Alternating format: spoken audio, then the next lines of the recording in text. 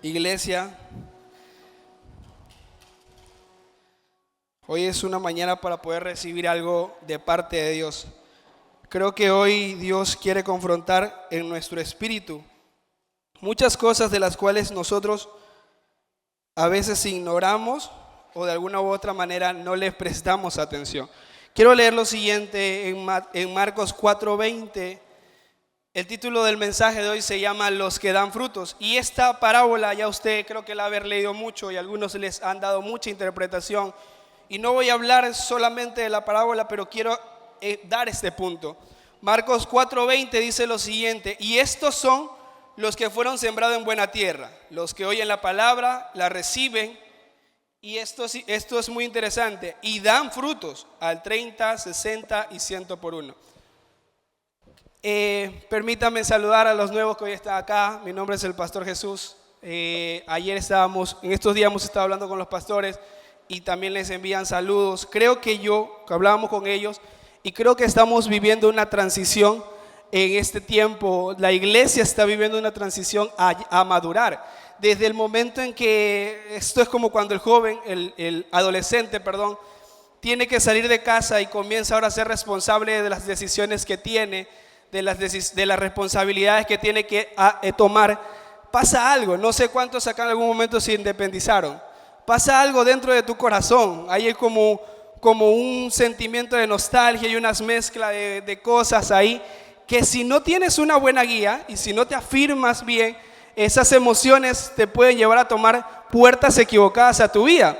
Porque comienzas a cuestionar todo lo que has vivido alrededor tuyo por cuanto ahora hay responsabilidades en ti. Ya te toca a ti pagarte tus cosas, ya te toca a ti buscar la comida, ya no te la dan y te la sirven, ahora te toca a ti. Ya te toca a ti lavar las cosas, ya no viene alguien y te da todo tendidito en la cama para que tú lo tengas. Ahora eres responsable de tu vida. Y la realidad es que a toda persona, cuando nos entregan una responsabilidad, nos cuesta. Todo el mundo estamos acostumbrados o nos gusta que alguien más nos atienda, pero cuando tenemos que tomar la responsabilidad, en el momento a nadie le es agradable. Cierto es que después genera algo de satisfacción. Cuando ya has pasado ese sentimiento de frustración, de desespero, ya después te sientes tranquilo porque tú dices: me independicé. Y estoy tranquilo, ahora ya soy independiente, hago muchas cosas de las cuales antes no podía hacer. La iglesia está pasando esa transición en la que Dios nos está llevando a madurar, en la que Dios nos está llevando a tomar responsabilidades. Y es necesario que si hoy usted está acá como líder, y a los nuevos, bienvenidos a casa, tome esa posición de buscar a Dios y no más bien de alejarse de Dios. Porque no, lo que Dios quiere hacer es bueno y agradable para nosotros. Madurar significa poder llevar a multiplicarnos. La única manera que un fruto, que un árbol dé resultados, se reproduzca, es llevando frutos. Y esos frutos maduros caen y comienzan a germinar y a buscar multiplicarse. La pregunta acá es: ¿cuántos de nosotros deseamos multiplicarnos? ¿Desea multiplicarse, iglesia, usted hoy? ¿Desea comenzar a crecer? Porque el anhelo de Dios no es que usted madure, y junto con eso viene la multiplicación. Eso está establecido desde el libro de Génesis. Dios crea al hombre, lo forma, le da vida y dice que le declara una orden: multiplícate y sojuzga la tierra. O sea, la primera orden que Dios le entregó al hombre fue multiplicarse. Dios nos llama a nosotros a podernos multiplicar. Ahora, ¿por qué es importante esto? Porque Él le dice: multiplícate y sojuzga la tierra. La tierra es grande. Un solo hombre no podría sojuzgar todo. Solo Dios puede sojuzgar toda una tierra, pero un solo hombre no podría juzgar todo un planeta. Pero cuando tienes hijos, cuando te has multiplicado en gente que tiene tu mismo ADN, que tiene el mismo liderazgo, tú vas a poder sojuzgar toda la tierra y ocupar más espacio, abarcar más espacio en cuanto a tu liderazgo, en cuanto a aquello. Y esto es importante porque lo mismo pasa en las familias. Si tú quieres que tu casa se expanda, comience a avanzar, a crecer, necesitas tú comenzar a multiplicarte en tus hijos. No es simplemente el hecho de dar a luz y tener a alguien que se parezca a ti físicamente. Dios nos hizo a imagen y semejanza de Él. No solamente dijo, bueno, los haré a mi imagen y ahí los dejo. Imagen y semejanza. Tenemos la forma de Dios, pero también tenemos el ADN, la esencia de Dios en nosotros. Él la implantó en tu espíritu. Eso hizo que nos tuviéramos la capacidad de poder multiplicarnos. Entonces, como iglesia es importante comenzar a establecer principios y encerrarnos en el espíritu, a comenzar a buscar el aceite que fluya y que se multiplique en esta casa. Cada uno de nosotros somos una vasija en la que Dios quiere depositar aceite. Segunda de Reyes, en la mujer viuda, Segunda de Reyes 4, habla acerca de una viuda, la cual se acerca a un profeta y le dice, me están quitando mi descendencia, me están quitando mis hijos, me quieren quitar lo que me pertenece, lo único que tengo que es mío. Y ella va y le reclama, mi esposo te servía. Y el profeta de parte de Dios le dice, ve y enciérrate con tus hijos en la casa y pide vasijas. Y lo que tienes ahí, que es un poco de aceite, va a comenzar a fluir y a multiplicarse. Literalmente dice la Biblia que el aceite no escaseaba mientras habían vasijas. Y cada vez que había una vasija, había más aceite y había más aceite y había más aceite. Hasta que se acabaron las vasijas y en ese momento el aceite cesó. Es la importancia de multiplicarse.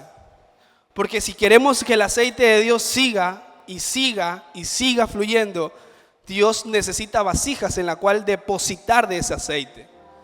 Dios necesita vasijas en las cuales depositar. Entonces, si tú eres hijo de esta casa y tú dices, yo amo la visión, yo amo esta casa, necesitas decirle, Señor, lléname con tu aceite, conviérteme en una vasija que pueda dar a alguien más, que pueda entregar de esa gracia a alguien más, de poder llenar a alguien más para llegar a multiplicarme, como dice tu palabra, y poder gobernar y sojuzgar esta nación, esta ciudad. Ahora, en esta parábola, haciendo una referencia acerca de aquello, Dios habla acerca de muchas tierras, o de muchos conceptos de tierras en los cuales la semilla, una palabra es plantada, y algunas por dureza del corazón, como por ejemplo las que estaban junto al camino, dicen que eran terrenos endurecidos, junto al camino. O sea, cuando tú ves un camino, creo que acá todos algún momento hemos ido a una parte del campo, la tierra por donde la gente camina se endurece, por cuanto tú vas que la pisas y la pisas y la pisas. Entonces se abre un caminito. No sé si se han dado cuenta que en ese lugar no crece nada. Y a menos que por ese lugar dejen de transitar personas, es que vuelvan a nacer en ese lugar plantas. Pero ese camino es el que la gente identifica por donde todo el mundo camina, todo el mundo lo pisa y todo el mundo va por ese lugar. Y la Biblia dice que habían semillas que se siembran junto a ese lugar. Y Jesús les explica, estos son los que tienen endurecido el corazón por causa de las heridas. Mucha gente los ha pisado, mucha gente los ha lastimado, lo cual a ellos les cuesta dejar crecer algo dentro de su corazón porque tienen miedo a volver a ser pisados y arrancado aquello. Entonces ellos no dejan que crezca nada por las heridas de su corazón. Ven a Dios a través de su dolor y no a través de la verdad. Entonces tú no ves a Dios conforme a lo que dice su palabra, sino conforme a las heridas que tienes en tu corazón. Y mucho más cuando aquellos que te han herido han sido personas cercanas a ti o directamente tus padres. Tienes una herida con tus padres porque ellos te lastimaron. Entonces cuando te dicen Dios es tu padre, la primera imagen que viene a ti de Dios es tu papá. Y tú lo asocias. Tu corazón está endurecido que no deja que la semilla que Dios quiere sembrar dé frutos en tu corazón. Luego habla acerca de los pedregales. Dice que en ese lugar era una tierra de pedregales donde la semilla cae, pero como no tiene raíces profundas, se olvidan. Ellos reciben la palabra, pero en el momento la olvidan y después juzgan lo que Dios está haciendo en los demás. Esos son terrenos que no tienen profundidad. Son cristianos, porque los endurecidos del camino son gente que dice no creer en Dios o no quieren acercarse por cuanto ven a Dios con dolor.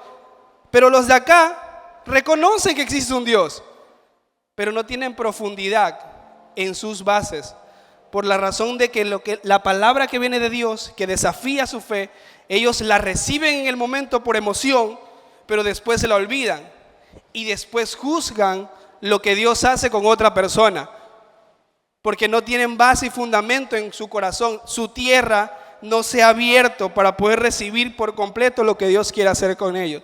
Y después están, dicen, los que se siembran, pero hay maleza.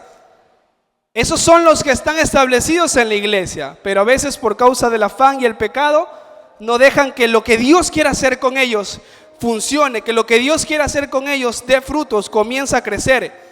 Llegas a la iglesia, estás aquí, pero todavía hay un pecado o algo con lo cual tú no quieres soltar y todavía mantienes esa maleza al lado tuyo. Entonces cuando la palabra quiere surgir en ti, esa maleza ahoga tu semilla. Cuando hay mucha maleza en un lugar, tú siembras algo, eso no puede germinar porque las otras plantas, que son, por decirlo así, en el contexto de animales, carroñeras, se roban todo, se llevan todos los nutrientes, no dejan que esa semilla crezca. Entonces cuando Dios te entrega una palabra, el pecado lo que viene es a hacerte sentir que tú no eres digno de eso, y se te lleva la fuerza, se te lleva la energía, se te lleva las ganas de hacer que esa palabra crezca. Hoy recibes algo de parte de Dios y tú sales motivado, pero como todavía hay algo dentro tuyo y hay un afán, el día de mañana terminas dejando que eso drene toda la energía para que esa semilla crezca en tu vida, para que esa palabra dé frutos en tu corazón. Pero Dios establece acerca de la buena tierra. Yo quiero hablar un poco más acerca de eso, porque cuando habla acerca de la buena tierra dice que son de los que escuchan, reciben la palabra, pero dan frutos. Aquí hay gente que escucha, que recibe la palabra, el problema es que no estás dando fruto. Todavía no eres una buena tierra. Pero tú dices, pero yo me mantengo aquí, estoy en la iglesia, no tengo contienda con nadie de los hermanos que están acá, todos me caen bien. Y yo llego domingo a domingo a disfrutar del mensaje, me voy y adoro, regreso domingo a domingo. Y tú dices, soy una buena tierra porque permanezco en el lugar. Pero la Biblia dice que la buena tierra no solamente recibe la palabra, da frutos. Entonces, si no hay frutos en tu vida, necesitas preguntarle a Dios, Señor, ¿qué le falta a mi tierra? ¿Qué le falta a mi tierra por la cual yo no estoy dando frutos? No estoy haciendo lo que tú me has pedido. Significa que aunque eres una tierra que no tiene pedregales, que no tiene maleza, que no está junto al camino, sigue siendo una tierra estéril. Y no eres una tierra que dé frutos, eres una tierra estéril. Entonces es importante poderle preguntar a Dios, ¿cuáles son esas áreas en nuestra vida que todavía nos faltan? Ahora, porque multiplicarse, en el concepto del significado de la palabra multiplicación, significa aumentar el número o la cantidad de cosas en la misma categoría. Esto es importante porque, un poco de matemática, ¿no? Para sumar, tú sumas con un número diferente y te producen constantemente resultados diferentes. Hoy tú sumas 2 más 1, te va a producir 3, 2 más 5 y va produciendo 7. Te reproduce dependiendo de lo que tienes ahí y solo sumas. Pero en la multiplicación es añadir cosas de la misma categoría a ese lugar. No es lo mismo, poniéndolo de esta manera. No es lo mismo tener un gato y después tener un perro. Tú sumaste algo a eso, no multiplicaste. Porque si tú tienes 3 gatos, multiplicaste el gato. Tenías un gato, ahora tienes 3 gatos. Pero si le añadiste un perro y un pato, tú no multiplicaste al gato, tú le sumaste cosas al gato. Le sumaste un perro y le sumaste un pato. Entonces, la multiplicación tiene que ver con reproducirte tú en alguien más. Si en tu grupo de amistad hay gente, tú estás sumando gente. Pero si no hay nadie que en tu casa o en tu grupo de amistad o el lugar en el que ejerces autoridad, esté haciendo lo mismo que tú haces, esté realizando lo mismo que tú haces con la misma pasión, tú no te estás multiplicando, tú estás sumando nada más. Y la Biblia dice que nosotros debemos dar frutos. El fruto se multiplica en la misma esencia. Si tú botas una manzana, te va a dar un árbol de manzana. No puedes decir que estás teniendo frutos si lo que traes no tiene tu esencia, no tiene lo que Dios plantó en tu corazón. Entonces es importante comenzar a preguntarle a Dios: Señor, ¿qué le falta a mi tierra? ¿Qué necesito yo para multiplicarme? Ahora, entendiendo eso, ¿seguro queremos multiplicarnos? ¿Sí queremos multiplicarnos? Ahora sí, vamos a ir a la parte fuerte. Juan 12:24, el primer punto. ¿Quieren la fórmula de la multiplicación? El primer punto es: el que ama se multiplica. Juan 12:24 dice: de cierto les digo, que si el grano de trigo no cae en la tierra y muere, queda solo, pero si muere, lleva mucho fruto. Uno de los conceptos más difíciles de entender para la iglesia, cuando llegas a Cristo, cuando llegas a Jesús, es el amor. Acá todos van a decir: yo sí sé lo que es el amor. Pero cuando realmente te encuentras con Dios, el concepto que tú tenías de lo que creías que era el amor es totalmente diferente. Porque a veces para nosotros el amor trataba de una buena atención, que me presten atención a mí, que venga alguien y me trate, estoy sintiendo que me ama esa persona.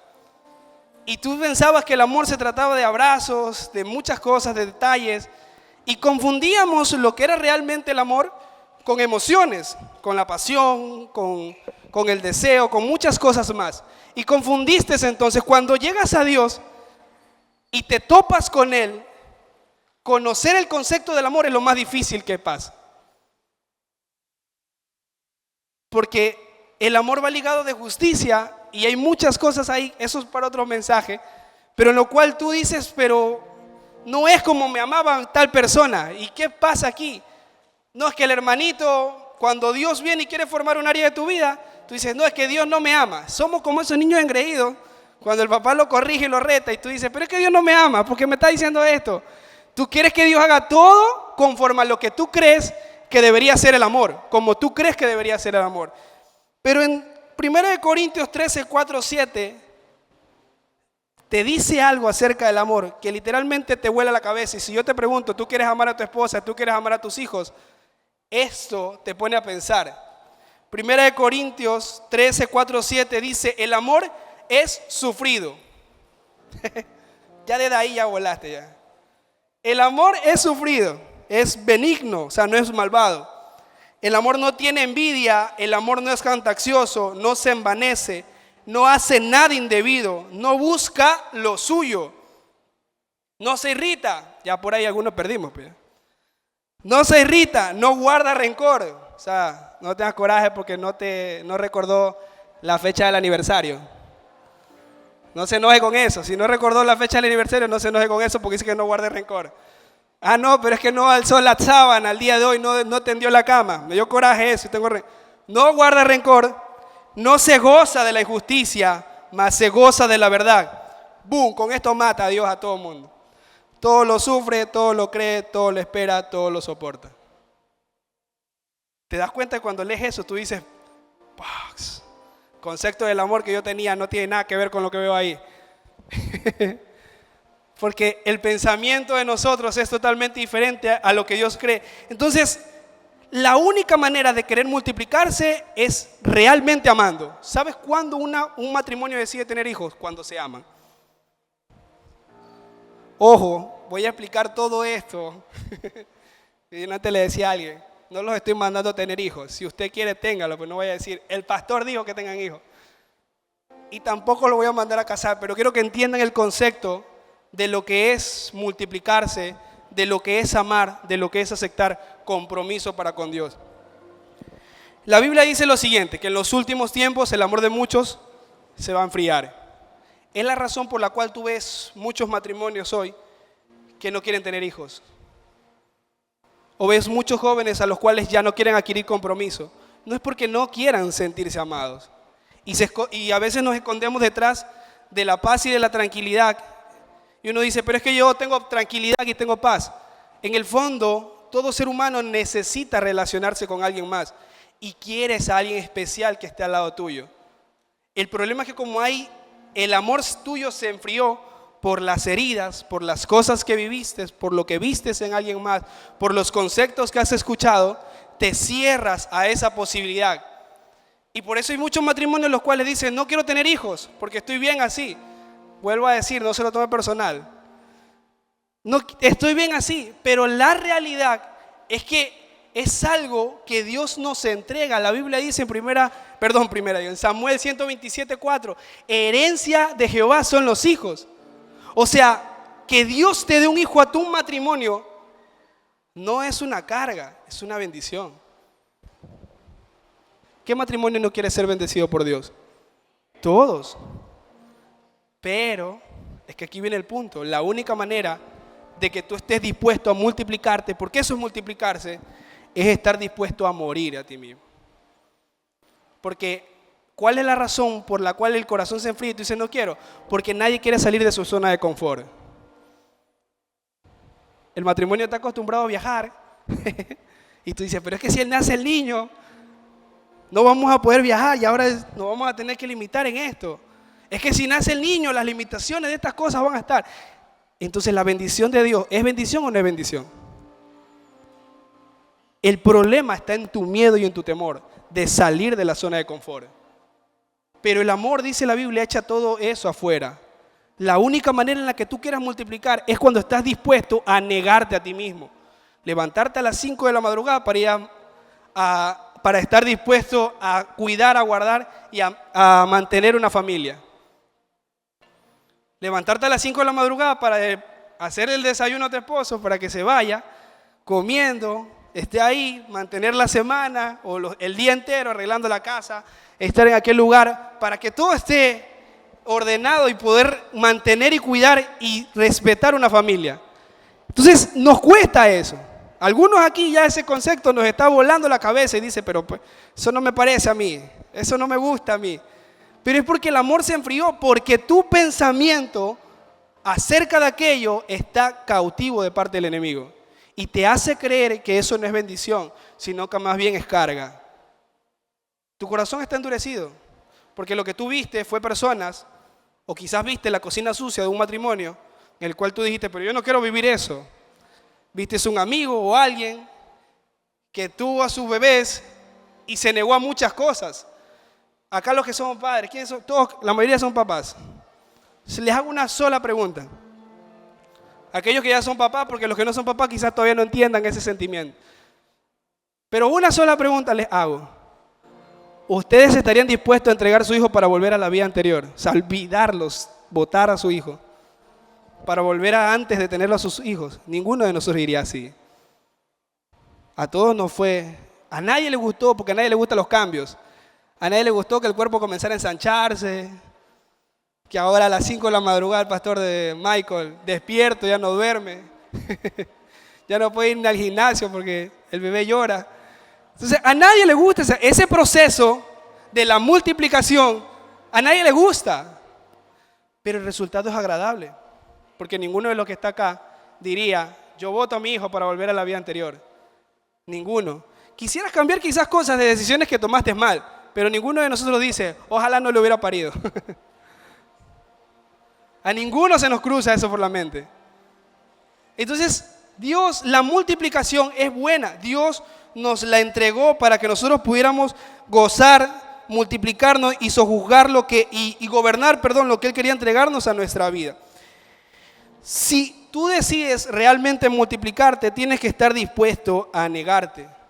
La razón por la que a veces no nos multiplicamos en la iglesia, en el grupo de amistad, es porque estás cómodo donde estás. Y como no amas lo suficiente, te es difícil incomodarte. No vas a un grupo de amistad porque ir a las 8 de la noche, cuando a las 10 tienes que irte a dormir, tú dices, pero ¿qué voy a ir a hacer allá? Pero cuando tú amas a las personas que están ahí, tú dices, tengo que ir porque así sea 2 o 3 que están ahí, una palabra están esperando de parte mía. Una palabra que Dios trae a través de mi espíritu están esperando ellos. Están esperando para que yo vaya. Y tú te motivas a ir. Y tú quieres multiplicarte en eso. Pero cuando tú no amas, no te vas a multiplicar. Porque te va a incomodar eso. Ahora vas a tener que estar dedicando tiempo a alguien que ni siquiera conoce. Y tú dices, no, yo no estoy para andar escribiéndole a nadie a esa hora. No, yo ya a las 7 de la noche ya estoy dormido. Nadie quiere saber nada de nadie. Y el discípulo que tienes ahora contigo, que está trabajando, te escribe a las 10 de la noche. Para responderle a esa hora, tú tienes que amarlo. Tú tienes que amar a Dios y amar a esa persona. Y querer que se cumpla lo que Dios quiere hacer en la vida de esa persona. Tú tienes que amar la visión y amar el querer multiplicarte en alguien más, que conozca aquello. Entonces, si tú no te estás multiplicando, porque en realidad no estás amando, el liderazgo se trata de pura negación. De pura negación. No le voy a mentir hoy día aquí. El resultado es agradable. Pregúntale a todos los que tienen hijos. Pero el proceso cuesta y es duro a veces. Es negación pura. Es negación pura. Entonces, el resultado de aquello, por eso Jesús le dijo, si el grano de trigo no cae en tierra y muere, nunca va a llevar frutos. O sea, si tú no estás dispuesto a morir, a negarte a ti mismo, nunca vas a dar frutos. Nunca te vas a multiplicar en alguien más. Si tú no estás dispuesto a negarte a ti mismo, nunca te vas a casar. Nunca te vas a casar. Porque no estás dispuesto a negarte a ti mismo para que alguien más viva a través de ti. Los hijos se llevan la vida que hoy tú tienes. Porque tú vas envejeciendo y ellos van creciendo. Y lo que tú hoy haces, ellos lo van heredando. Algún día a ellos también les tocará. ¿Sabes cuál es el mayor beneficio en todo esto? Que tu legado va a continuar. Todo depende de cuánto tú ames lo que tú haces hoy, quién tú eres, quién es tu familia. Eso te va a llevar a quererte multiplicar para que el legado continúe, para que el legado siga. Cuando tú no amas quién tú eres, lo que tú tienes, tú no vas a querer multiplicarte, porque ¿quién quiere que algo que no amas continúe? Pero cuando tú amas tu casa, tú amas tu matrimonio, tú vas a querer que eso continúe, que siga, que haya algo que deje una huella en la cual hubo un amor que floreció. No quieres emprender ni multiplicar tu talento porque tienes miedo a la frustración y al esfuerzo. No quieres esforzarte ni te quieres sentir frustrado. Entonces, como no quieres sentir eso, tú dices, mejor no emprendo nada. Y Dios te entrega una semilla, pero tú no estás dispuesto a dejar que esa semilla muera. Tienes un talento. A veces hay personas que tienen talentos extraordinarios, de los cuales podría salir de aquel estado de mendigo en el cual te encuentras ahora. En ese estado en el que tienes que andar prestando, en el que andar fiando, en el que andar todavía endeudado. Y en realidad estás ahí porque hay un talento en ti, pero tienes miedo a creerle a Dios. Tienes miedo a frustrarte. Entonces no estás dispuesto a morir. Cuando tú le digas, Señor, yo estoy dispuesto a morir y no me importa si me frustro el día de mañana, voy a creer en tu palabra, Dios hace algo extraordinario contigo. Y esa semilla que Dios entregó en tus manos da frutos. Pero si no estás dispuesto a aquello, pasarán los días, pasarán los años, pasarán las horas. Y nunca vas a ver a Dios trayendo el fruto sobre tu vida porque tienes miedo. Está fuerte, ¿no? Le damos más suave. No quieres una familia por miedo a enfrentar tus emociones. Le temes al compromiso porque no quieres responsabilidad. Te gusta el libertinaje, que nadie te diga qué hacer. La razón por la que los matrimonios no duran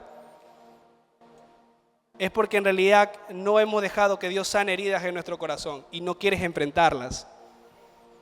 Tienes miedo a pararte enfrente del compromiso y tener que afrontar los temores y los miedos que tienes. Por eso no estás dispuesto a aceptar compromiso. Pero cuando estés dispuesto a negarte, tú vas a poder tener una vida en paz, una vida tranquila y encontrar ese gozo de parte de Dios. La Biblia lo dice también. El que haya esposa, haya el bien. O sea, tenía que haber dicho también el que haya esposa, pues no. Pero, o sea, en otras palabras, el que quiere compromiso, haya bien en su vida. Haya bien en su vida. ¿Alguna vez has visto un matrimonio duradero y estable? ¿Y te gusta? Quizás alguien por acá recuerda a algún familiar, alguien que tú digas, admiro ese matrimonio, cómo se mantienen. Ojalá un día yo tuviera eso. Pero si tú les preguntas a ellos, ese matrimonio está fundado sobre harta negación. Negarse a ellos mismos para que el matrimonio surja y crezca.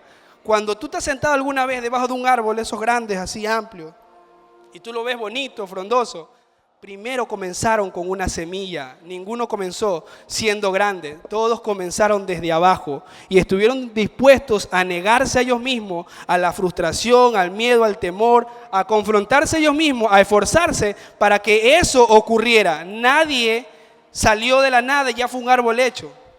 Todos comenzaron siendo una semilla. Entonces, si estás dispuesto a eso, Dios estará dispuesto a multiplicarse. El no quererse multiplicar es un acto egoísta en realidad. Porque el hecho de que tú hoy estés aquí con vida fue porque alguien más estuvo dispuesto a negarse para que tú tuvieras vida. Y tú no estás dispuesto a negarte por alguien más. Eres egoísta. Es la razón por la que tu tierra no produce nada. Y tú dices, pero es que el grupo de amistad no crece. Tú te negaste como el que se negó para que tú encontraras a Cristo. O estás esperando que el mismo que se negó por ti ahora se niegue por los demás para ver si hay resultado. Porque a veces pasa eso. Perdón, también lo voy a lanzar ahí. No son tus padres los que tienen que negarse por tu hijo. Eres tú el que te vas a tener que negar por tus hijos. Eres tú el que tienes que estar dispuesto a decir, Señor, aquí estoy para que aquello dé fruto. Segundo punto, Dios multiplica una iglesia madura. Ya entendemos que sin amor no te vas a multiplicar. 2, para que Dios te multiplique necesitas madurar. Hechos 2:47 dice, alababan a Dios y tenían favor con todo el pueblo. Y el Señor les añadía cada día a la iglesia los que deberían ser salvos. ¿Sabes cuándo Dios va a hacer que esta iglesia crezca? Cuando nosotros, el liderazgo, la gente que ama, que dice, esta es mi casa, yo soy hijo de esta casa, comience a madurar. Porque antes de que Dios comenzara a multiplicar la iglesia primitiva, vino un Pentecostés, hubo una gloria. Pero la Biblia dice que para que eso ocurriera, ellos estaban juntos, unánimes, en un solo espíritu. Y después de eso, cuando alcanzaron los 1000 y comenzaron a crecer la iglesia, dice que tenían todas las cosas en común, que nada envidiaban el uno del otro, sino que se compartían.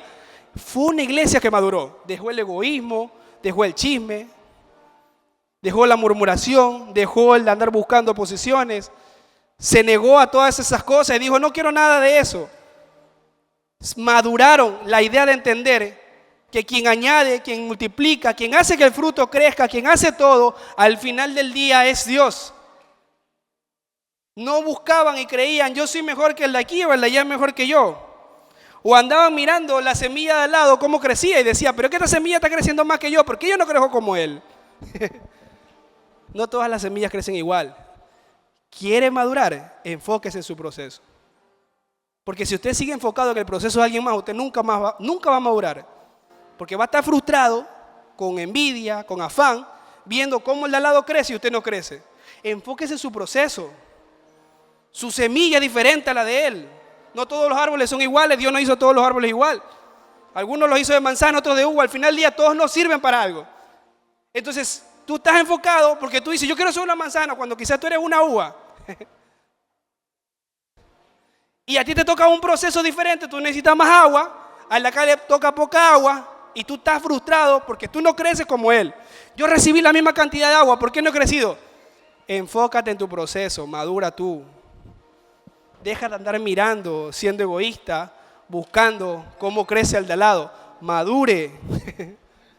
Comienza a aceptar sus responsabilidades, su proceso. A decir, Señor, este es mi proceso y no me importa si el de al lado está bien. Gloria a Dios, tú también lo harás conmigo. No, pero el enfoque de nosotros es que Dios no me ama porque al de allá sí lo bendice y a mí no me bendice. A mí no me trata como lo trata Él, el Señor. Él es el engreído de Dios. Cada semilla es diferente. Quiere multiplicarse, madure. Dios, ¿con quién tú tendrías hijos? O bueno, ¿con quién deberías tener hijos? Con alguien maduro y estable. Una persona cuando encuentra a alguien maduro y estable, tú dices, con esa persona puedo tener, ¿por qué? Porque te va a dar estabilidad. Pero cuando tú buscas a alguien todavía inmaduro e inestable, corre el riesgo de que tu semilla, que el fruto, sufra. Ese fruto va a sufrir. Entonces tú crees que Dios, sabiendo todas las cosas, le va a entregar sus hijos, le va a añadir gente a una iglesia que todavía es inmadura. No, pues ¿para qué le va a añadir si la mata a la iglesia y mata a los hijos? Primero que madure la iglesia, que comience a amar, para que después yo le añada a los que necesitan, porque ahí los va a cuidar. Si no, no los va a cuidar, los va a dejar morir. Lo va a dejar sin comer y se va a ir a farrear. Y después viene y no hay para la leche. Pero ahí va. Dice. Entonces no hay para la leche porque se va a farrear. Y el niño. Ahí vemos. Ya. Dios no hace eso. Dios no se casa con gente inmadura. Dios no le entrega hijos a gente inmadura. Si tu liderazgo no está creciendo, pregúntale a Dios, Señor, ¿qué área en mi vida todavía no he madurado? ¿Qué área en mi vida todavía no maduro, que yo no veo, que lo que comienzo, que lo que se está haciendo no crece y ahí te queda estancado y ahí no da resultado, ni siquiera un fruto?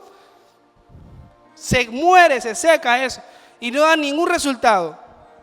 Hay una área entonces en tu vida que está matando la semilla, que no deja crecer. Ahora sí, si no amas, no te multiplicas. Si no eres maduro, Dios no te va a entregar hijos. Si ya tienes todo eso, tú dices, pero yo soy maduro, estoy creciendo en Dios. Ya dejé todos esos afanes, esos envidias y todo lo demás. Yo amo, ahora estoy buscando a Dios y estoy buscando, pero todavía el resultado no se me da. Esto es importante y esto no solamente es en la área de iglesia, en todas las áreas de tu vida. El secreto de la multiplicación. Mateo 6:33 dice lo siguiente. Ya esto lo han de haber escuchado. Algunos lo han de haber leído, pegado en alguna pared de alguna tienda. Mateo 6:33 dice, mas buscad primeramente el reino de Dios y su justicia, y todas estas cosas os serán añadidos. Deja de buscar el múltiplo y busca el multiplicador. Otra clase de matemática. El múltiplo es el resultado que tú obtienes de la multiplicación. Pero el multiplicador es el que define el resultado que vas a tener. El problema de nosotros es que andamos buscando el resultado y no quién va a definir nuestro resultado. Tú andas más afanado porque el resultado se dé y no buscas a aquel que te va a dar ese resultado. En otras palabras, deja de buscar la añadidura y enfócate en la bendición. ¡Boom! ¿Qué pasó? Pues si la bendición no son los carros y la casa y la esposa y los hijos. Nanay. Eso es añadidura. Deja de buscar la añadidura, enfócate en la bendición. ¿Sabe lo que es la bendición? Es esa parte donde dice, buscar primeramente el reino de Dios y su justicia. ¿Qué significa reino? ¿Qué significa buscar el reino de Dios? Es conocer los principios, es conocer cómo Dios quiere obrar en tu vida, los valores, aquello que quiere establecer en ti. El reino de Dios, buscar el reino de Dios, es como cuando tú vas a buscar la ciudadanía de otro país. Necesitas conocer el idioma, necesitas conocer cómo aplican las leyes ahí. Es más, te hacen jurar por la bandera de ellos, conocer todos los símbolos patrios de ese lugar y te miran si eres patriota con aquella nación en la que te van a dar la ciudadanía. Porque si tú no tienes nada de eso y no tienes esas cosas, te niegan la ciudadanía. Tú no puedes entrar, tú no puedes recibir la ciudadanía de ese lugar. Quizás puedas entrar, pero tú no eres ciudadano de ese lugar. Cuando Dios le dice, busquen el reino de Dios, les hablaba, conozcan los principios.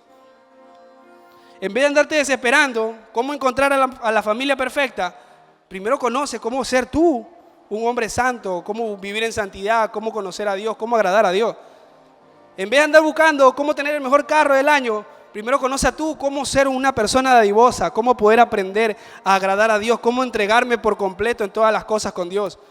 Eso es buscar primeramente el reino de Dios. Cuando tú buscas primero eso, tú estás buscando la cobertura de Dios. Tú estás buscando la cobertura de ese reino, pero cuando tú no estás ahí, aunque estés en la iglesia, tú no estás bajo la cobertura de ese reino. Eres un visitante con una visa de parte del Señor. Y tienes autoridad para pasar. Puedes mirar y ver todo lo que hay acá. Pero los privilegios, el derecho, las cosas que puedes recibir de parte de ese reino, todavía no se te son entregados. No se te son entregados. Por cuanto tú estás buscando la añadidura, pero no el reino. El otro día leía un caso que vi en YouTube, de una persona de un punto muy interesante en cuanto a aquello. En una de las entrevistas que hacen estos youtubers y tiktokers, ustedes se han visto, ¿no? A la gente ahí, ellos le hacen una entrevista a alguien que en Estados Unidos era un mendigo Y el mendigo llevaba ahí ya 4 años. Entonces él viene y le pregunta, ¿qué ha pasado contigo? Usted ya sabe ese formato de esos videos. ¿Qué ha pasado contigo? Y el mendigo le dice, emigré aquí a Estados Unidos ya casi como 15 años, trabajé 10 años por una empresa, me despidieron y quedé en la ruina y estoy botado y lo demás. Y en ese país, en Estados Unidos, creo que la mayoría acá, o algunos han de haber leído, ahí hay muchos seguros para todos. Se tiene seguro de trabajo, tiene seguro. Y una vez que te despiden o algo, tú puedes acceder a esos seguros. Y esos seguros te respaldan, no son como los seguros aquí en Ecuador, pues no, allá sí te pagan. Allá sí hay respaldo acerca de aquello, o sea, las aseguradoras son reales, funcionan. Pero como esa persona no conocía de los beneficios que había en ese país, cuando fue despedido, era una persona que no tenía mucho, no había estudiado mucho, no conocía muchas de esas cosas, entonces él estaba en ese lugar. Y el del TikTok le pregunta y le dice, pero tú nunca tuviste asegurado que eres ilegal. Y él le dice, no, yo tenía todos mis papeles en regla, trabajé, pero me despidieron. No tenía para pagar mi casa y tuve que salir de aquel lugar. Por 4 años él había vivido mendigo porque no conocía que tenía un derecho. Era mendigo porque no conocía que tenía derecho a un seguro, el cual le podría haber dado respaldo cuando se quedó sin el trabajo. ¿Cuál fue el problema de él? Que él fue a Estados Unidos a buscar la añadidura, dinero, dinero, dinero y hacer trabajo. Pero nunca se preocupó por conocer cómo funcionaban las cosas en ese país.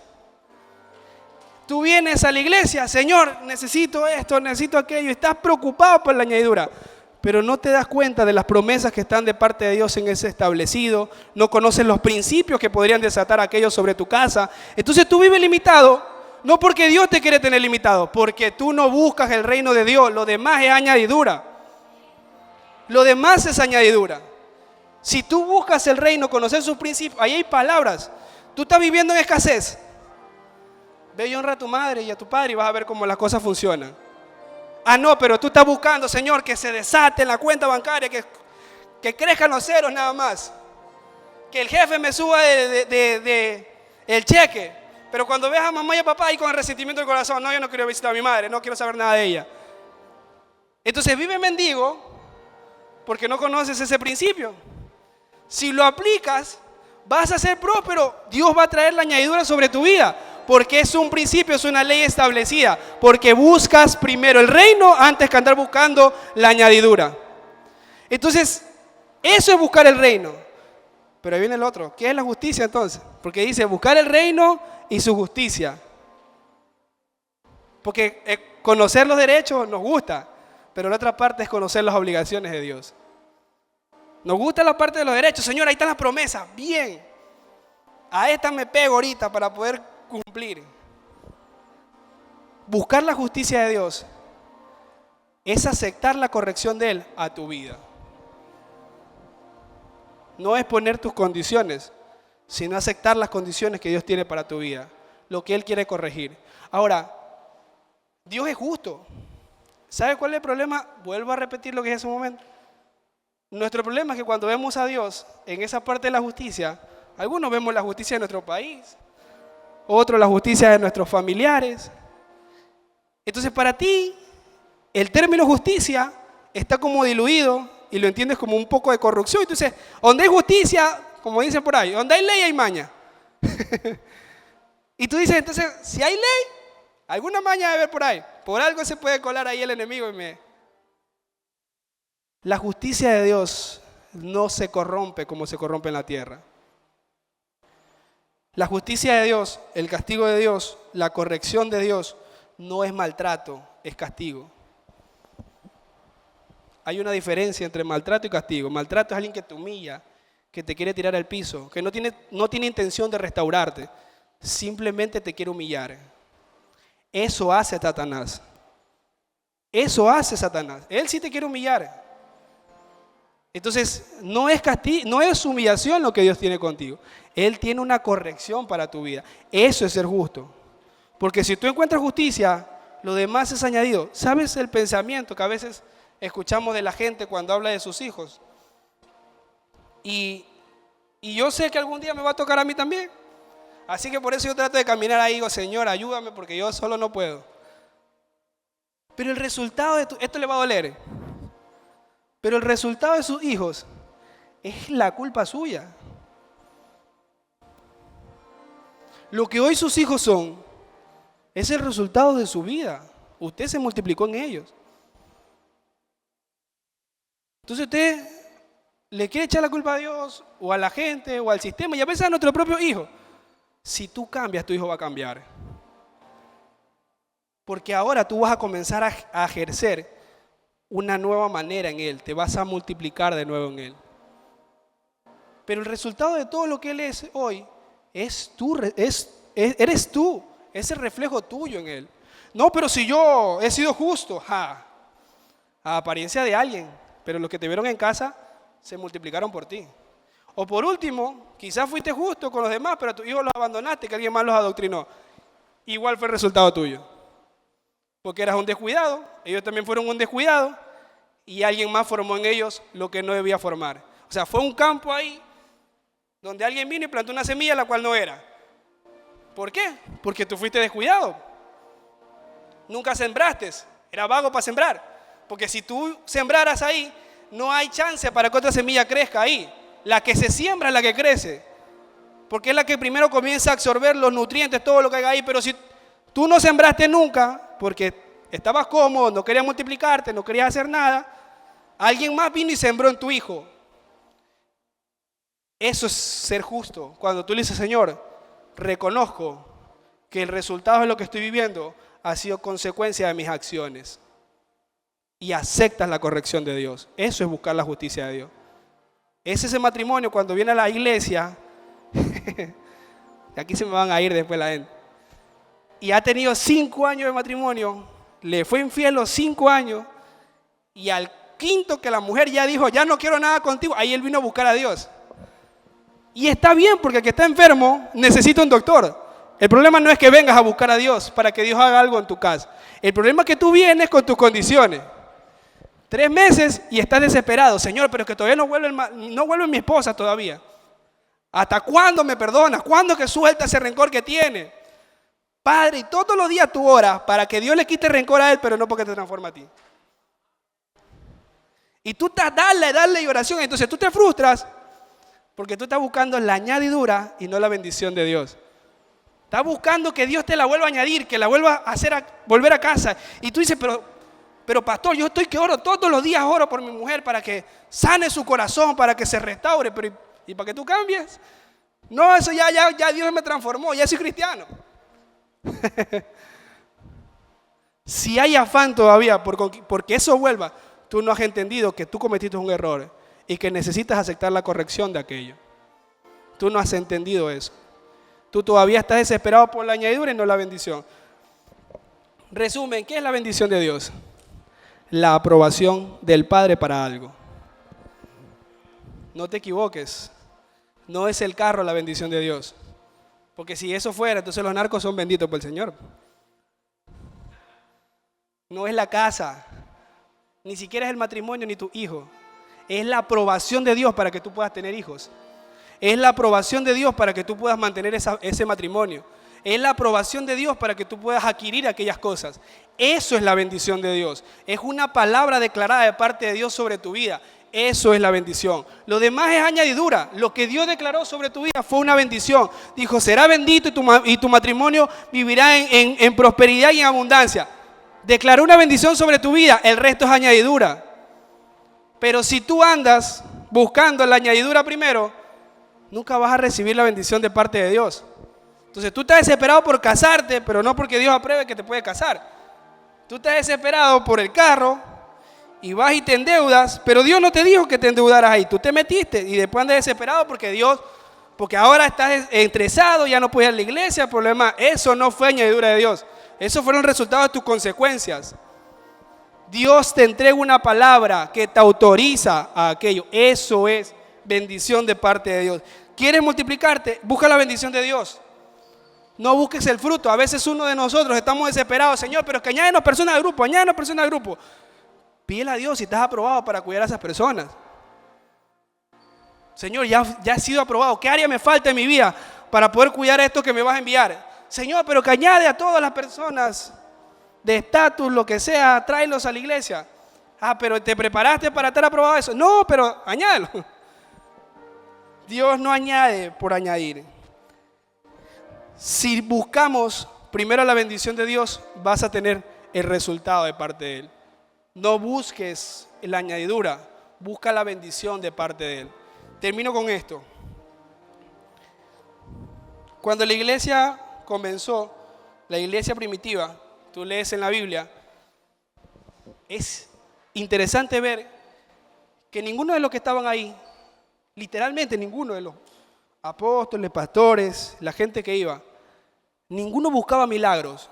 El lenguaje de ellos era, vamos y salvemos un alma, vamos y salvemos un alma, vamos y salvemos a tal pueblo. Y los milagros venían por consecuencia de las almas. El problema de nosotros a veces es que andamos buscando el milagro, pero no las almas. Y tú quieres que Dios se mueva contigo y te use de una manera extraordinaria en un grupo de amistad, pero no te preocupas por las almas. Estás detrás de la añadidura y no de la bendición de parte de Dios. Y no es alcanzar la meta lo único que importa, sino la satisfacción de poder llegar a ese lugar, de haber pasado los obstáculos, de haber pasado el proceso y estar ahí. Eso importa más a veces que la meta. Porque es como que tú corras una carrera de 10K. Yo me avanzo una de 5 nomás. Y si acaso. Pero imagínate que tú corras una carrera de 10K y te trepaste en una moto, ¡fum!, y llegaste a la meta. ¿Qué satisfacción hay en decir, me gané la victoria de los 10K? Si lo que hiciste fue trampa, lo que hiciste fue llegar a ese lugar nada más. No hay satisfacción en eso, pero que tú le hayas corrido con tu esfuerzo, soportando obstáculos, entrenando, eso trae una satisfacción en tu corazón de decir, lo logré, lo hice, estuve luchándolo, estuve ahí y llegué a los 10K. Entonces no es solo la meta lo que Dios busca, es que realmente tú tengas ese proceso que te dé gozo al llegar a la meta. El problema de la iglesia es que se enfoca en llegar al cielo, pero el proceso es lo que bendice. El cielo es el resultado de la gracia de Dios. Pero lo que vives aquí es lo que Dios quiere para tu vida. Lo que estás experimentando acá es lo que Dios quiere hacer contigo en tu vida. El problema es que tú te olvidas de los beneficios, de lo bueno que puede ser Él con tu vida y te enfocas en buscar la añadidura y no en la bendición. Ahora le voy a decir esto y vamos a adorarle a Dios. Quiero orar por la iglesia. Y el que quiera recibir una oración, voy a decirlo como lo dijo Pedro. Por eso le digo, yo no buscaba milagros ni buscaba nada. Es más, la gente que estaba ahí no buscaba eso. Cuando se le acerca, dice la Biblia que estaba ahí Pedro, justamente después de este versículo que dice que Dios les añadía personas, Pedro sube, dice, al templo, orar, al templo de la hermosa, y van a adorarle a Dios. Y en el camino se encuentra un cojo y el cojo le dice, dame plata, dame añadidura, dame un carro. Señor, que el pastor me profetice por un auto que hoy día, mañana lo tengo. Ojo, no está mal, o sea, no quiero que me malinterprete. Dios quiere bendecirte con eso. Dios quiere que tú vivas en abundancia. ¿Quién no quiere un carro del año? Todo el mundo quiere un carro del año. El problema no es el carro, el problema es tu enfoque. Porque tú le vienes a Dios a pedir un carro y no a pedirte la aprobación para que tú puedas manejar eso que Dios te quiere añadir. Ese es tu problema. Que tú le vienes a pedir a Dios el carro, pero todavía no te ha dado ni el recurso y todavía no eres ni responsable para pagar las letras. Y tú le estás pidiendo a Dios el carro. Entonces te dan el carro, te dan el crédito y te endeudaste. Quedaste al tope, endeudado. Y tú vas a decirle, Señor, pero fue la culpa. La culpa no fue de Dios, la culpa fue tuya. Porque pediste más lo que necesitabas. Ahora, estaban ellos ahí en el templo. Pedro se le acerca y le dice, mira, cojito, no tengo ni oro ni plata, pero lo que tengo te voy a dar.